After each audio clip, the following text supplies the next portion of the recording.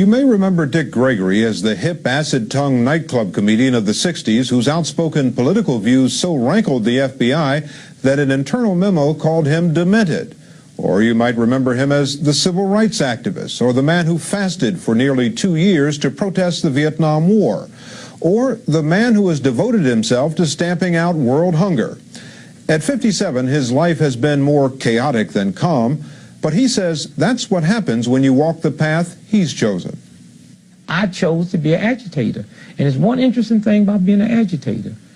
And I tell people, the next time you put your underwear in the washing machine, take the agitator out, and all you're going to end up with is some dirty, wet drawers. But it's coming to a time now when you can't worry about jail. Gregory was a strident voice in the fight for civil rights. His activities often got him beaten up or landed him in jail. In the mid-50s, he broke the color barrier and became the first black comedian to be able to do stand-up comedy in white nightclubs. The cops just give black folks in this town tickets for just awful, outrageous things, you know, like failing to yield the right of way to an alley cat, drinking under the influence of watermelon. To protest the Vietnam War, he fasted for nearly 2 years and ate no solid food. So the only way I can demonstrate a moral commitment to the young, beautiful kids in this country is by making this self-sacrifice. In 1973, at the height of his career, Gregory gave up nightclub performing to devote his energies to helping fight world hunger. And along the way, he developed an interest in nutrition. He's been married for 30 years, the father of 10 children, and the author of a dozen books. He's a spiritual man, and he's a devout entrepreneur. And I said, if you're going to be born and raised in this country, be an entrepreneur. And be an entrepreneur. That's the greatest welfare system I know, is entrepreneurship. How so? Well, I mean, you know, I take a prostitute all the way around the world with me if I want to, as long as I call her my secretary. It's a tax write-off. I mean, we business people, we can go and buy all the booze we want to buy for lunch, and a welfare mother would have trouble trying to get free apple juice for the baby. It's just so insane. But this country is set up for entrepreneurship, and if you're not going to be an entrepreneur, you should leave. This system is for entrepreneurship. And it's something he advocates every chance he gets. Wait a minute. Although often it's Gregory the comedian the audience gets to hear. Do none of that. We black folks need to pool our money together and open us up some black greeting card companies. Now, I'm not saying Hallmark. Hallmark is pretty. Hallmark got some stuff. I mean, Hallmark got some stuff that is so beautiful on them cards, make you just want to buy 90 million of them. But it's the message just don't have that ghetto vibration. Open up a Hallmark, the crow dark sings as sweetly as the lark. Nigga, do you love me or not? All I need is just some simple cards with a simple vibration. I ain't gonna do it no more. Give me another chance, baby. I know what you're thinking, but she hit on me first. He never strays far from his favorite subject, black and white. Hey, baby, understand one thing. White ain't got nothing to do with no color. White is an attitude, and if you ain't got some big billions of bucks in the bank, you can't even play the game. Well, Dick Gregory has big bucks, and he surely knows how to play the game. He has parlayed his interest in nutrition and feeding the hungry into a multi-million-dollar diet business called Dick Gregory Enterprises. And last year, he sold the franchise rights for his Slim Safe Bahamian diet for a reported $30 million. Do you think people would find it somewhat of a paradox to see a man who is such an activist, who has so long been connected with so many causes, who is almost an ascetic in his lifestyle, parts of it, to be such a wealthy man? No, I think you'd probably be surprised, but I've always made money. I mean, I made money when I was a child. I made money when I was on welfare. I just didn't tell nobody about it. And yeah, but we're talking about millions and millions of dollars here. No, I don't think so. I mean, I'm sure. I'm sure they're shocked because, not shocked because of, I don't act the way you think wealthy people are supposed to act. I love who? Myself. I love who? Myself. I love who? Myself. I love who? Today, Dick Gregory's pet project is the health spa business. But the kind of people that are most visible here at his spa on Florida's West Coast don't look much like folks who frequent places like the Golden Door and La Costa. 260. He has taken on the task of treating what is called the morbidly obese, people whose weight actually threatens their lives. This is going to be the first breathing exercise, so move it in. Although many of these are non-paying customers who Gregory has taken on as a special project, there are, of course, the paying customers who plunk down somewhere in the neighborhood of $1,000 a week to be trimmed down to fighting weight. Thank you. Weigh in. Take your time. Gregory says that in the old days, he weighed 300 pounds, drank a fifth of scotch a day, and smoked 4 packs of cigarettes. But he's given all that up, and now, dripping wet, he weighs in at 135. We're homebound. How did you start this? Oh, I started it because I started getting so many phone calls of people crying out for help. People saying, you know, I'm thinking about committing suicide. I can't help them. I didn't know what to do. And I really felt bad about it. And one day I decided that if I could take a group and could really dramatize them on the press, and maybe we could wake America's conscience up where the Congress and the Senate would pass legislation. That's the only reason I got into it. For instance, Blue Cross Blue Shield, they're not covered. Medicare, they're not covered. Most doctors and most hospitals don't know what to do with the morbid obese, and yet there's 34 million Americans obese. There's 100 million that's overweight. You think these people are fat? Keep in mind, they've already lost hundreds of pounds. Now Janita, the girl in the pink, when we got her, she was 550. She's below 3 now. And when I say below 3, I mean 3 something. Right. Yeah, 15 years old last year, she's 14. 2 major heart attacks, back surgery. Well, look at that guy. He just went down. Yeah. How much does he weigh now? He's 4 something, man. He's down from 1,023 to 1,000 pounds? 423. When I walked in the first night and I met this gentleman, I said, wow, am I lucky? I said, wow. You know, can you imagine coming off the street and seeing him? And I got here about 7 o'clock at night. And you walk in the room and you see him, I said, oh my God, is I not gifted?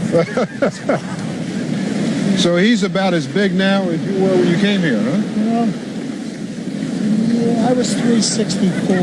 He's 480. Yeah, close. 475. Listen, when you're 600-700 pounds, what's 100 pounds? Yeah. Believe me, when you're losing them, they all count. To an outsider, the regimen seems more like prison routine. They're not allowed off the property, have to be in bed early, up early, can't eat anything unless it's given to them by the staff. You know, whatever you want, we'll make it vegetarian. You want pig's feet? We'll make it vegetarian for you. What they push here is good nutrition and, of course, Dick Gregory's health food products. He relies on the staff to make sure things run smoothly. to Los Angeles. He seems to spend most of his time on planes and in airports, although he calls a farm in Massachusetts home. Fine. I tried your diet. I love it. Thank you. All right, fine. Okay. He imposes a back-breaking schedule on himself, crisscrossing the country and speaking out everywhere from college campuses to county jails. He speaks not only to bring attention to his current passions, health and nutrition. The agitator has some very definite opinions to share on just about everything. Most often, it's social justice. Understand your power. We black folks in America last year, 28% of every Cadillac sold in America last year, black folks bought it, but we don't demand 28% of the jobs. We don't demand that General Motors hurry up and get out of South Africa.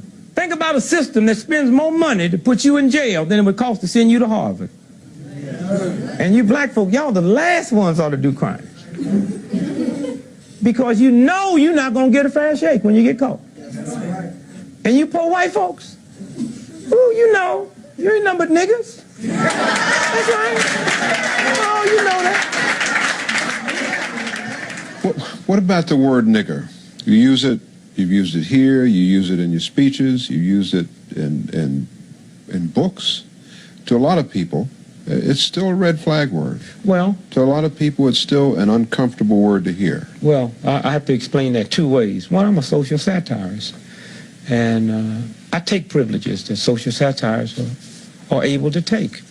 You have to bring it out, and you have to talk about it. We black folks use the word nigger more in one day than all the white folk put together could use in a lifetime. We use it different, we use it affectionate, but you have to bring it out and bust it up and throw it down and knock it down, and then it's over. One thing we black folk got to do, we got to admit, there's some culture difference between black folks and white folks in America. And then a lot of you black folks get around white folks, you even eat different. Yeah. Y'all get around white folks, y'all be eating so quiet. When you be in my house, I can hear your lips moving in the basement. And some of you black folk got nerve enough to get around white folks and try to eat fried chicken with a knife and a fork. And you know spiritually that don't even feel right. And eat it and don't get no grease on yourself. Come by my house, get grease all over my drapes. There's a whole generation that grew up listening to Dick Gregory. And I don't know that you have the visibility today that you had before. No, I don't. But if he has anything to say about it, the nation will get to know him again through his fight to help the obese. Gregory says if we have programs to help drug addicts, we should be able to pass laws to help those who are equally addicted. What we're trying to say is not this group here, but that group out there that's so fat and so obese and yet so invisible that we need legislation. My goal is to really help change the priorities in this country.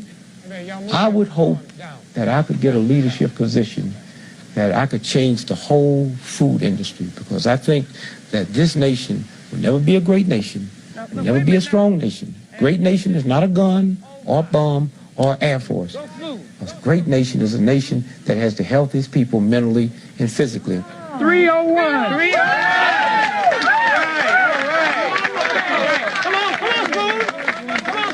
Most of the people we met in Florida lost a lot of weight. Remember Mike? When he checked in, he was over 1,000 pounds and is now under 350. Janita went from 550 pounds to under 300. However, Gregory's Diet and Health Center in Florida has come under fire for mismanagement. He says he's moving the center to Cottonwood, Alabama, because he can get more for his money there. Gregory says his managerial skills aren't as good as his diet. We intend to accomplish the one man, one vote. The Supreme Court of the United States have said that legislators have to be reapportioned, and we feel that this suit do not only affect Illinois or Chicago, but every state in the union, because they have seen the overlooked reapportionment of the courts. In the state of Illinois, we have 7 Supreme Court judges, and Chicago has 50.9% of the population. Chicago should have 3 Supreme Court judges. Cook County, we have none.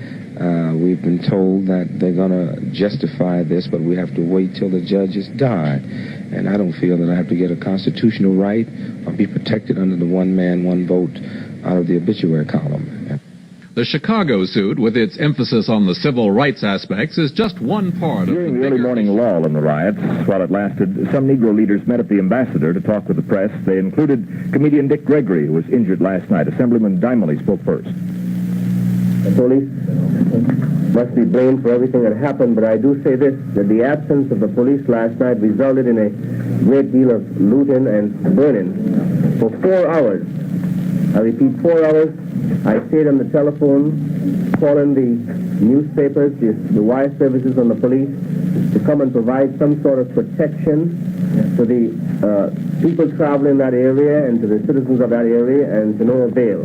Mervyn, yesterday at that meeting which was called, the Negro leaders said that if the police would stay out of that area, the rioting would subside. Now, this doesn't jibe with what you're just telling us. If the police stayed out and you still had riots, how do you gel those two things? At 6 o'clock, I traveled that area and everything was calm. I remarked to my administrative assistant that the presence of large numbers of helmeted policemen was not conducive to good community relations. Now, had they not been there, I feel that this would not have happened. But after it did happen, then they did not come in an area where they should have been. Dick Gregory spent 5 hours last night walking through the riot-torn area, pleading with rioters to go home. Moved in, we withdrew and moved back across the street because we have no identification to distinguish us from any group that's standing on the corner. So in the process of moving back, the police moved in. We were standing behind the police's line when they were shooting at the police, and this is when I was hit. And we worry about tonight, but it is now before 10 o'clock, and we have many hours between now and tonight. Now, if we're going to throw our hands up and say it's going to happen tonight, we got to work with this just like a doctor works with a patient until it dies. Robert Hall is the civil rights spokesman. He was asked why newsmen had been singled out for such rough treatment. They say that you white reporters are not going to report the news the way it is as far as the policemen grabbing Negro women off the street or grabbing Negro kids off of the street and beating them 5 and 10 people. So they say you're going to lie to the news, and so therefore they're going to give you something to report. They'll beat you, and then you report that because you tell them that you got beat. In a more sophisticated way. Did you watch the television reporting? Did you see what we put on last night? About the problem? Put our answer. Don't get an answer to that. Yeah, that's why there's no reporter had his... Dick Gregory didn't have as much time as he had thought to try to arrive at a truce because it was just shortly after that press conference we saw that the fires were breaking out on 107th Street. And as our afternoon grows late, authorities are increasingly concerned about the number of fires and handguns known to be in the hands of the rioters. As I was on a program in Mount Vernon the other night, and this rabbi, who was also on the panel, spent all of his time trying to get the so-called Negroes in the audience to weep over what Hitler did to the Jews. But you look like weeping over what Hitler did, and you haven't yet learned how to weep over what Uncle Sam is doing to you right now. Everything that Hitler did in Germany, he learned it from Uncle Sam. Hitler was not the author of white supremacy. Uncle Sam was practicing white supremacy long before Hitler was born. And Uncle Sam was burning black people in this country long before Hitler ever heard of the Jews. So when these Jews come up in your face trying to get you to cry for them over what happened to them, you tell them you don't have any tears left. You have shed too many tears for your own kind. Indication that there might be trouble where you're going? Have you gotten any calls or been given any warning, anything of this sort? No, I haven't had any. I've been in and out of Mississippi many times, and I just play it by ear. I figure if I can sit in a room and entertain a room full of drunks, I can go to Mississippi in a dry state. I have it here. I got a hate letter. I usually get hate letters. They usually start off, you nigger this, you nigger that. But can you imagine getting a hate letter like the 45th day of a fast, right? You haven't eaten nothing, right? 45 days without eating, you go down and you open your mail and you see this hate letter and you open it up and it says, "Dear Mr. Gregory, this is to inform you that yesterday for dinner I had fried chicken with gravy. And then you're aware for the first time that it's a black cat out there somewhere that hates you, right?"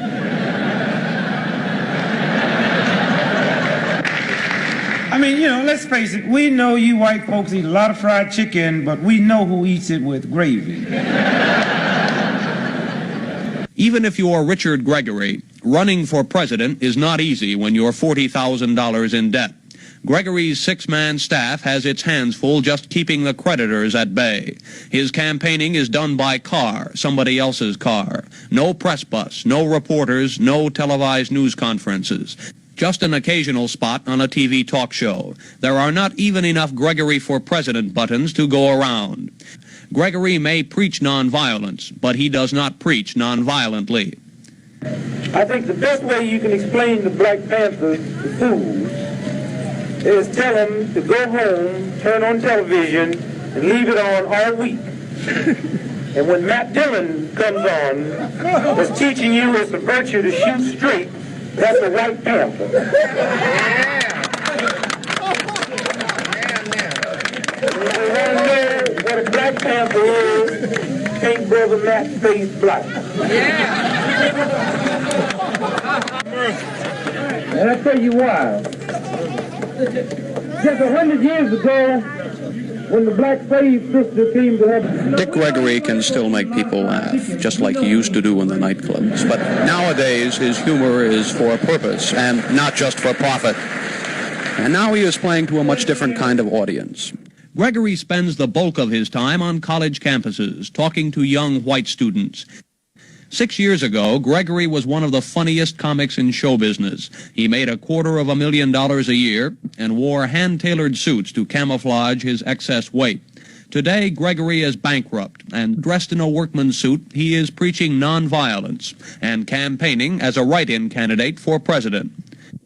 I thought the whole world knew the first thing I would do after becoming president of the United States is paint the White House black. The second thing I would do would be to bring all the boys home from Vietnam and send LBJ.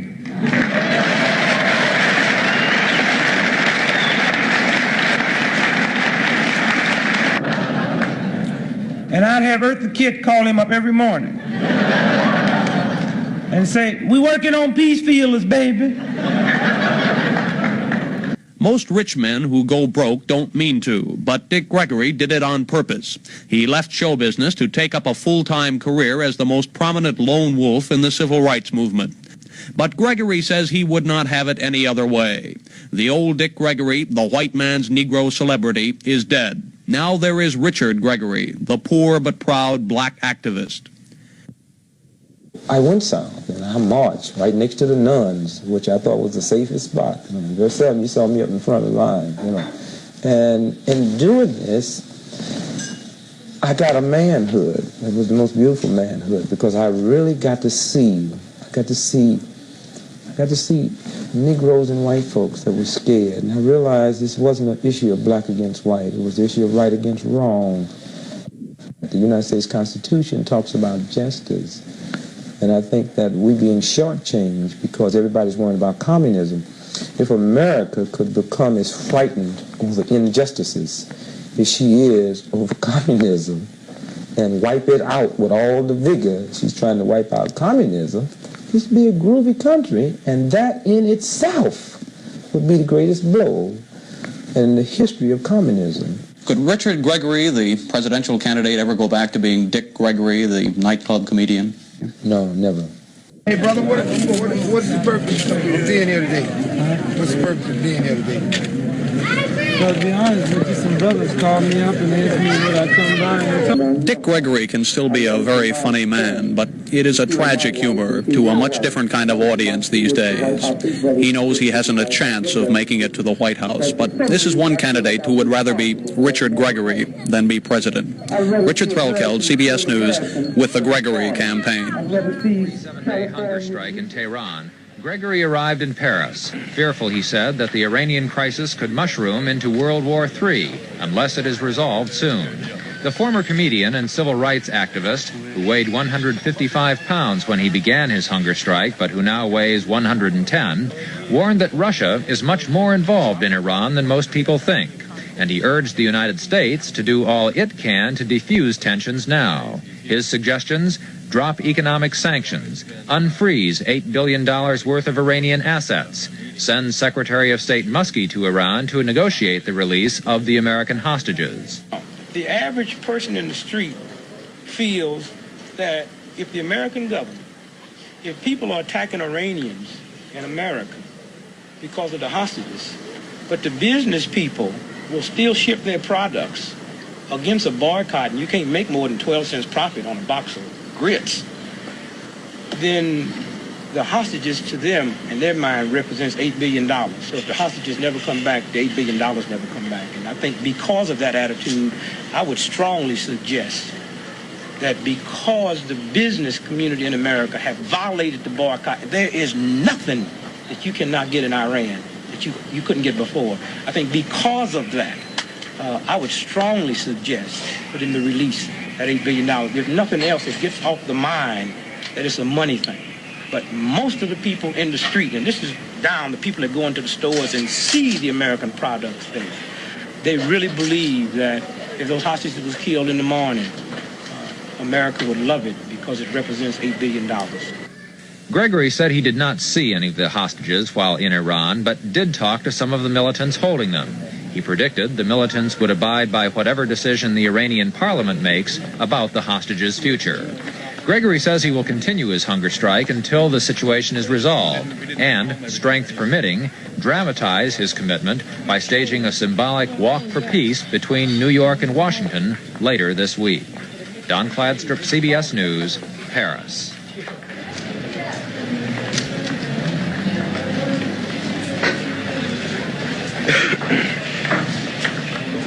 We've got the room, huh? Yes, we want to head over there. Okay. Dick, let's go down to the room. Okay. Everybody know where we're going? Yeah. Okay.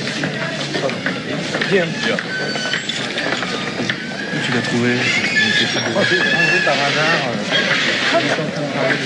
I don't want to talk till I get in there and then we'll go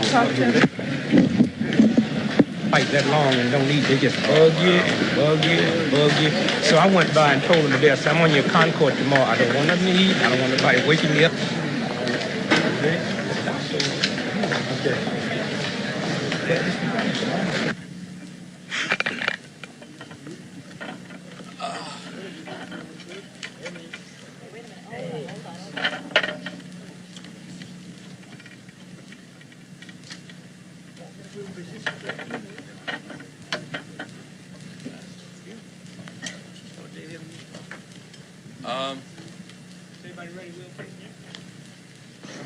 Well, as you know, April passed, May passed, June passed, July passed, August has passed, and after about 4 or 5 false starts in the last 2 or 3 days, he's here. I'm sorry it's been a little bit chaotic trying to organize a meeting, but I wasn't sure at any time whether he was going to be here or not. I'd just like to read a little thing that appeared in a marked Tehran, and it's 2 days ago. Yeah. Black American civil rights activist Dick Gregory will be leaving Iran today. 4.5 months ago, 4.5 months after coming to Tehran, Gregory is to fly home. His trip to Iran was his own bid for world peace. Us in deciding when the bomb's going to fall and when it's not. And I just feel that there is a God, and we have a force that's stronger than all nuclear bombs if we use it. It's called prayer, and that's what I chose to do. My wife has been on a fast 1 day longer than me. I'm in 147, she's 148. I actually went over there for 3 days, 4 days. The reaction prompted me to stay. I didn't go over there to see nobody. I didn't go there to bother nobody. The same God that's responsible for Iranians and responsible for Americans, that force will determine when Jimmy Carter or Khomeini leave. So when I'm in tune to that, that's the boss. And I felt the response was good, mainly because I didn't use that pack. If I can get my energy back by Friday, I intend to walk from the United Nations to the White House as a prayer vigil and sit in front of the White House and continue to fast. I don't know energy-wise if I'll be able to, but that's the plan that I have. I just really believe that that we can leave in knowing anything. I'm not bringing no messages. I didn't take none. I'm not bringing none. I have talked to some people in government. There were some suggestions that I had made, some suggestions they had made, but it was low echelon of the government. And so that's why Dick, you said that you think the Russians are much more involved there than people realize. What signs did you see of that? Power, there was 300 newspapers on the stand. Now there's 5, and one of them's a communist paper. And for a regime to be that anti-communist, Russia must have a hand involved to keep that communist newspaper on the stand in Iran. Did you get any indication at all that your hunger strike was having any effect whatsoever on the Iranian students? The only effect I had is a gentleman when I went to the Army, but at least I can understand it. And if you fail to understand it, then we're in trouble. And I think we can. I think the longer we wait, I think now a different deal would be cut now than 6 months from now. I think with the election going on, Jimmy Carter have to find a way out. I think the Iranian government now with the new parliament coming out, I think the ante is just, but I just feel myself that problem can be solved. One of the sad things is the average Iranian in the street do not believe America wants those hostages back alive. Now that's understandable when you see that yesterday I went in the supermarket and bought some grits, the same grits they use in the White House, Quaker Oats. I bought some Kool-Aid and I bought some Nabisco shredded wheat. And I bought a pack of Winstons. Now you can buy a pack of Winstons quicker in Iran than you can in New York. Now, the average person in the street feels that if the American government, if people are attacking Iranians in America because of the hostages, but the business people will still ship their products against a boycott and you can't make more than 12 cents profit on a box of grits, then the hostages to them, in their mind, represents $8 billion. So if the hostages never come back, the $8 billion never come back. And I think because of that attitude, I would strongly suggest that because the business community in America have violated the boycott, there is nothing that you cannot get in Iran that you couldn't get before. I think because of that, I would strongly suggest for them to release that $8 billion. There's nothing else that gets off the mind that it's a money thing. But most of the people in the street, and this is down to people that go into the stores and see the American products there, they really believe that if those hostages was killed in the morning, America would love it because it represents $8 billion. And I would just like to see that part of it.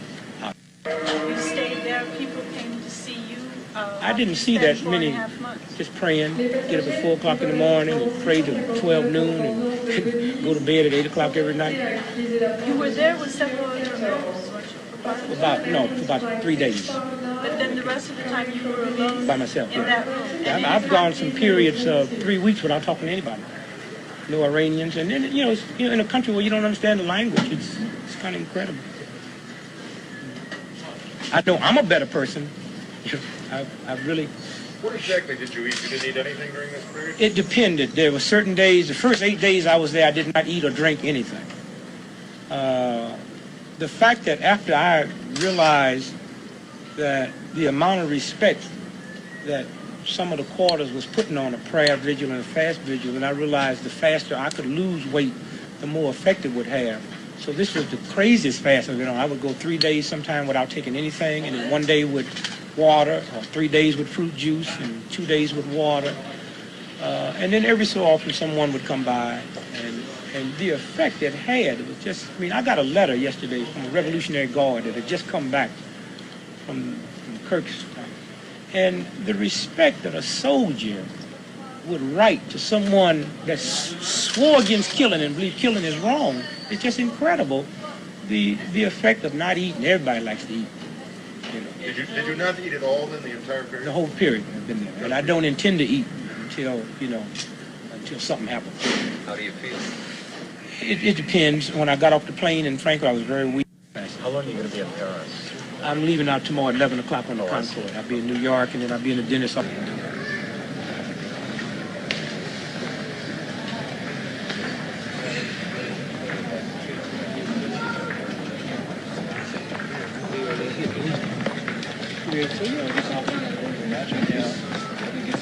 It's crazy.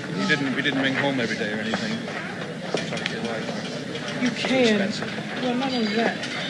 You can bring them home. For the next 3 days, they'll be calling that number of people.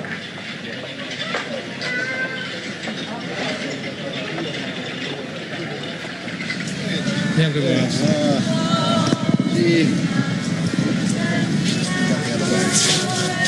Thank you, Justin. Thank you, brother.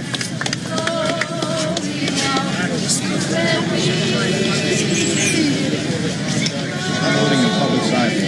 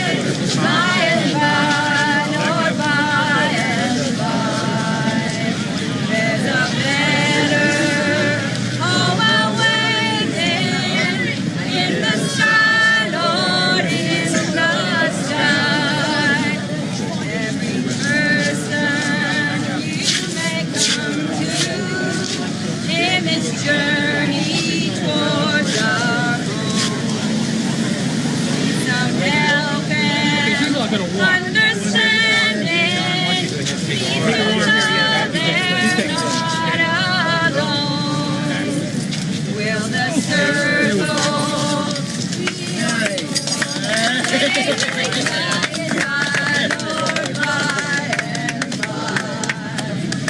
there's a better home awaiting in the sky, Lord, in the sky.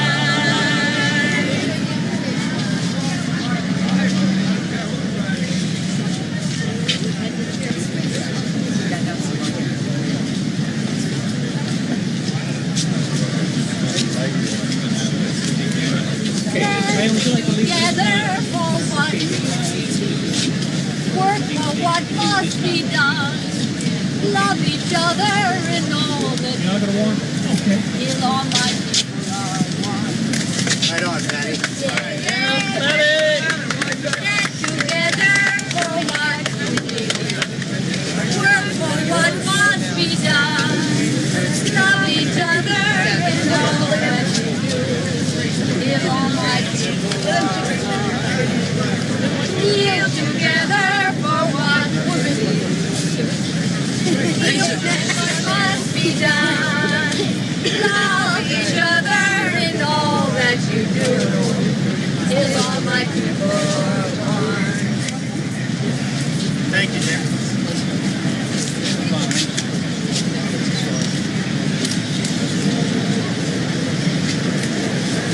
Thank you, brother.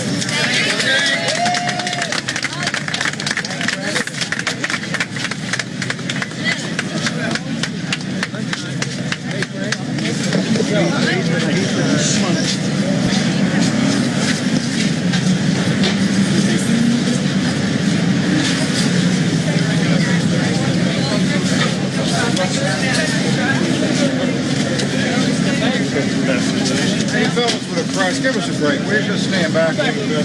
Have any clips or anything on it? Hold it. Another lady over here, I need somebody to hold her up. Keep it processed. As you walk in the thing, whatever pictures you want, please don't interfere with us.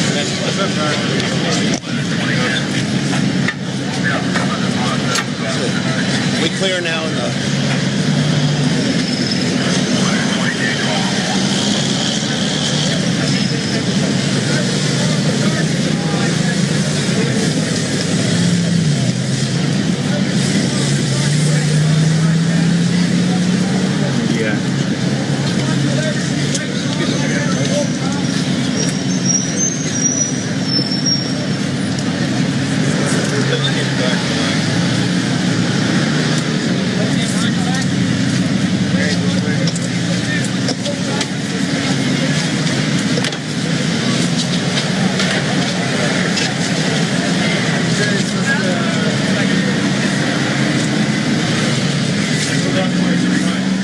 Gregory, we have to get our speakers on, and then if we have time. Dick, would you please make your comments? Let me first say that I thank and praise God that we've made it here today. And let me say to Dolores and everybody who puts this energy out there, thank you. You know, we talk about what's legal and what's not legal. And, you know, as a 61-year-old black man, I remember slavery was legal, but it wasn't ethical. And if you put the energy out here and make people aware, things do happen. It was 6 of us that went to Kroger's and said, we'd like for you to take the rolling, the cigarette paper out of your stores. And they did it. $80 million profit just because someone was concerned. We wrote to 12 oral executives and told them the same thing about mini marks. Exxon just got in touch and say they will. When you bring certain things to people's attention and tell them the moral reason why. And I think what should encourage you all more than anything is cigarette smoking is legal in America. And people is hooked to it. And I used to smoke 4 packs a day. And when people put information out there, what happened, cigarette smoking is on a decline in America because the conscience level in people is becoming aware. We have less accidents by deaths from drunken driving today because the information is out there.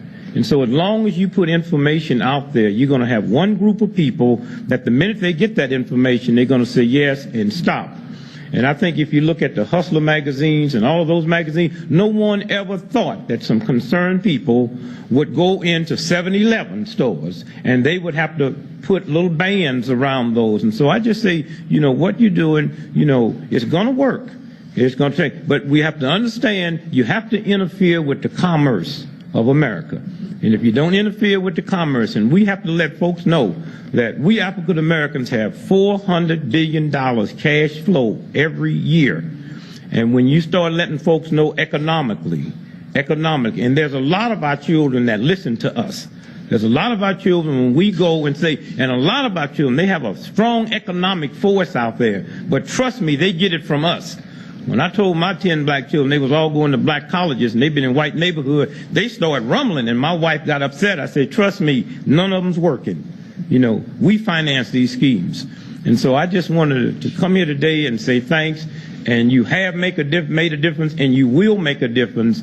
And I would say in 1994, and finally let me say this, I feel real insulted living in a system that you can turn on Def Jam and see anything you want to see on there derogatory to black women.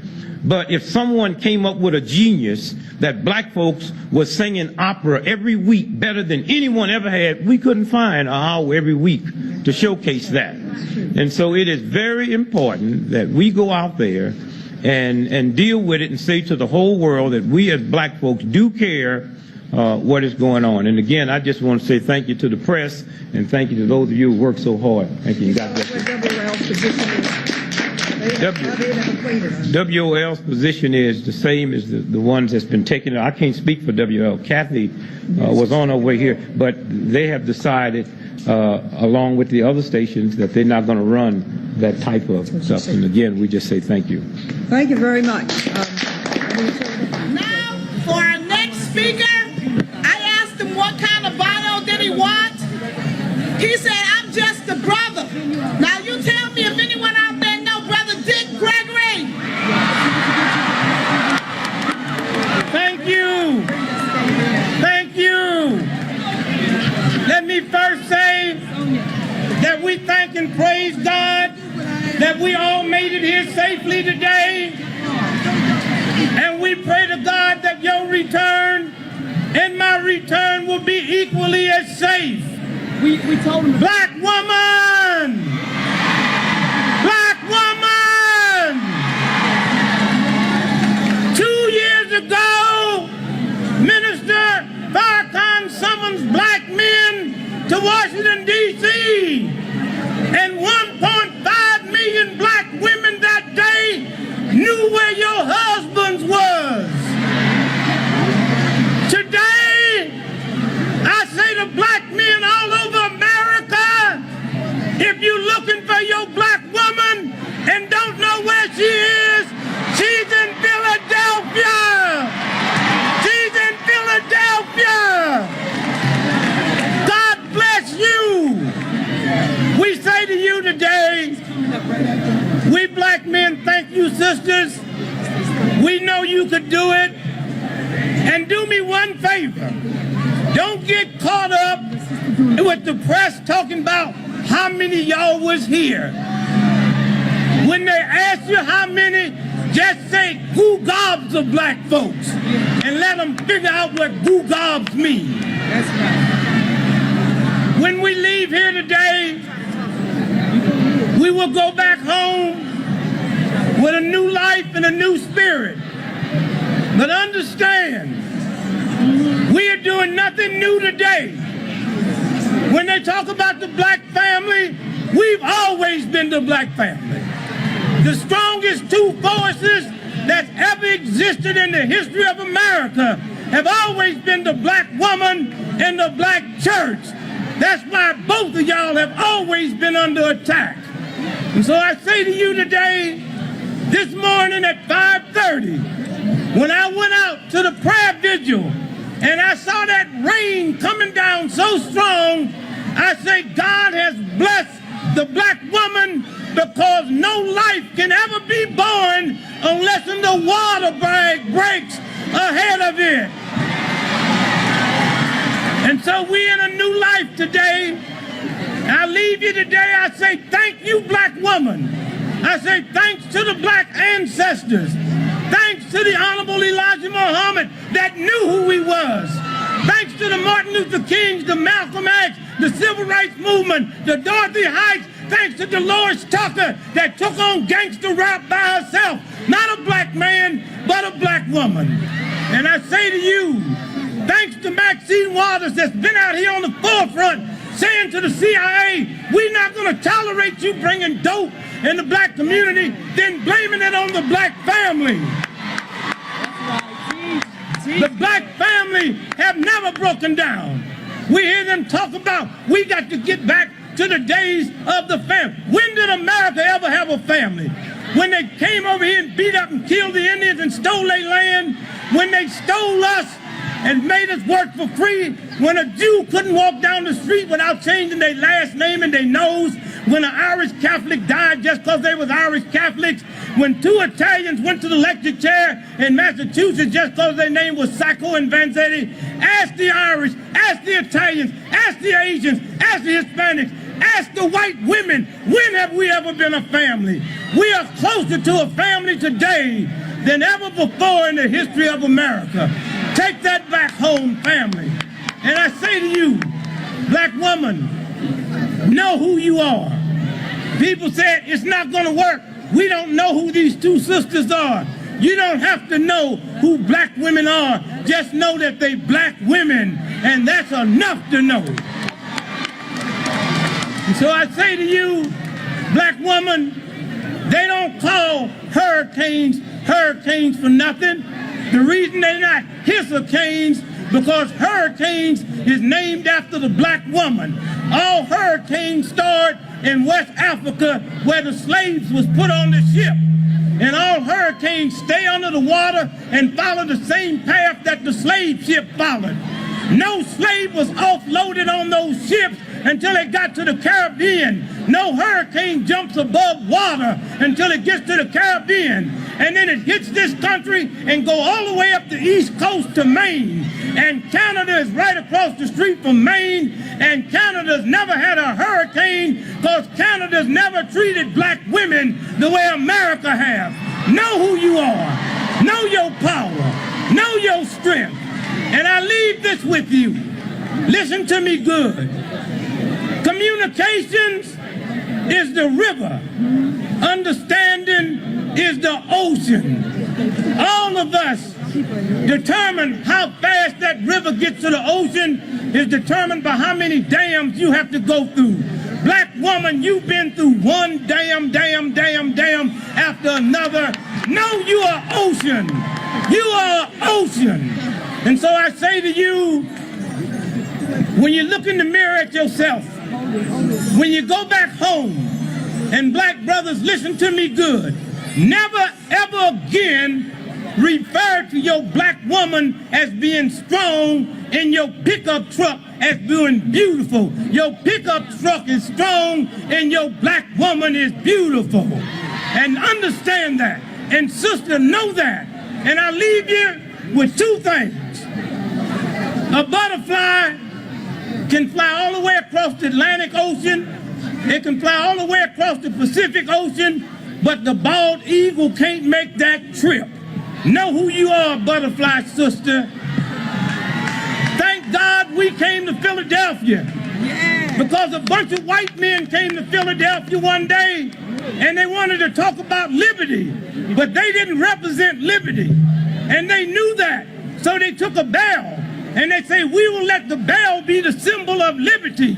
And they hit the bell, and God cracked that bell from the bottom all the way to the top.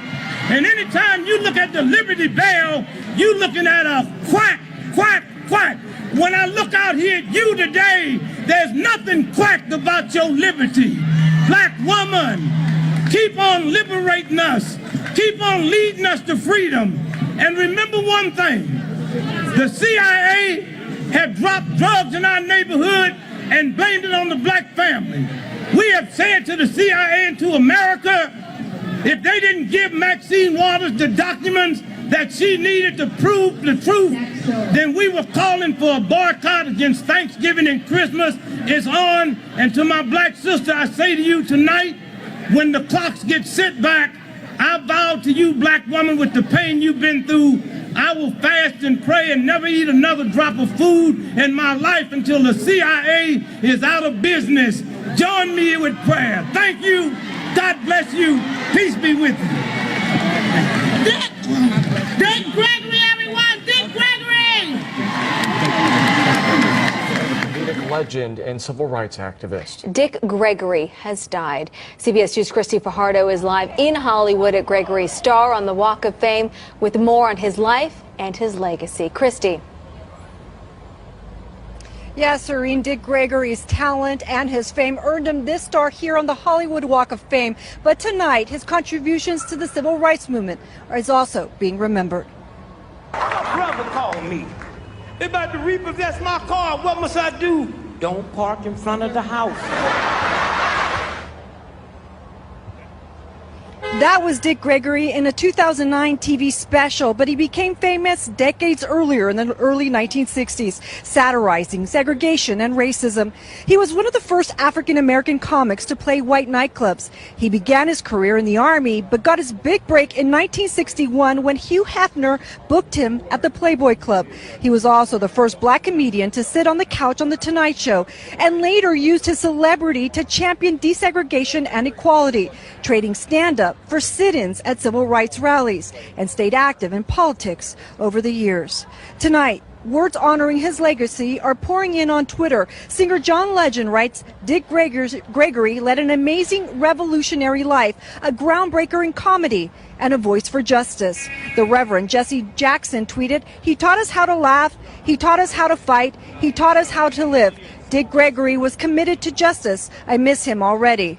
And Whoopi Goldberg had this to say, tweeting, about being black in America, Dick Gregory has passed away. Condolences to his family and to us who won't have his insight to lean on. Now back out here live, Dick Gregory died in a hospital in Washington, D.C. He was 84 years old. He is survived by his wife and 10 children and legions of fans who are mourning him tonight. The life of a civil rights activist and comedian, Dick Gregory. Yeah, fans are paying tribute to the man who so brilliantly used humor to fight against racism and to fight for social justice. And Ron is back with more. He had some brilliant He really did. Dick Gregory died in Washington yesterday. He once said that humor can no more find the solution to race problems than it can cure cancer. True, but Gregory's edgy brand of comedy made a lot of people, white and black, at least do some hard thinking about those problems. Dick Gregory was a trailblazer, one of the first black comedians to bring racially charged comedy to white audiences in the early 1960s. I hate to see any baseball player having troubles, because that's a great sport for my people. That is the only sport in the world where a Negro can shake a stick at a white man and won't start no riot. His first big break was an appearance on The Tonight Show in 1962. Gregory had only agreed to go on the show if he could sit down with host Jack Paar after his routine. Before then, African Americans appearing on the show would have to leave the set after performing. When they say this show features living color, you better believe it. One of the first black comedians with crossover appeal to white audiences, Gregory would become an outspoken activist for civil rights. You can always laugh at problems that's right. Everyone in the whole world knows this is a wrong. So then you can make humor out of it, and matter of fact, you enlightening people. He marched in Selma, Alabama in 1965, protested the Vietnam War, often staging hunger strikes. Later in his career, he went on to perform in TV specials, never losing his hallmark edge. I came back in from Europe last month, CNN. Mr. Gregory, you think we'll ever catch bin Laden? I say, we. I ain't looking for him. I'm still trying to find out who my daddy is. This morning, reaction to Gregory's death. Whoopi Goldberg calling him a fall-on-your-face laughing comedian. And singer John Legend, who produced a play about him, saying Dick Gregory lived an amazing, revolutionary life.